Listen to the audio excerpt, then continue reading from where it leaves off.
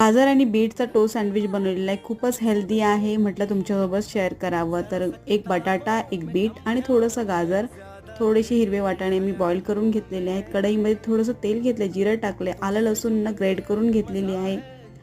छोटा मीडियम साईजचा बारीक चिरलेला कांदा घेतलेला आहे, हिंग टाकलेला आहे आणि कांदा गुलाबी झाला की त्याच्यामध्ये ग्रेट केलेलं गाजर, बीट आणि बटाटा आहे ना, तो मिक्स करून घेतलाय. वाटाण्याच्या जागी ना मी कॉर्नच घेते, पण आज माझ्याकडे कॉर्न नव्हते म्हणून मी हिरवे वाटाणे घेतलेत. फ्रोझन नाही आहेत, ताजेच वाटाणे आहेत, ते सुद्धा मिक्स केलेत. आता 1 चमचा मी काश्मीरी मिर्च, थोडीशी हळद, थोडंसं धना पावडर आणि चाट मसाला अर्धा चमचा, चवीनुसार मीठ हे सर्व टाकले. पुन्हा एकदा मिक्स करून घेतलंय. गाजर, बीट, बटाटा ह्यांना एकत्रितपणे व्यवस्थितपणे मिक्स करून घेतले, जेणेकरून तो पिठासारखा दिसू लागतो आणि थंड करायला ठेवले. तोपर्यंत मी पॅनवरती तूप टाकलेलं आहे आणि ब्रेड आहे ना, त्याला दोन्ही साईडून क्रिस्पी अशी भाजून घेतली. सँडविचचं स्टफिंग आहे ना, ते थंड झाल्यानंतर त्याच्यामध्ये मी एक प्रोसेस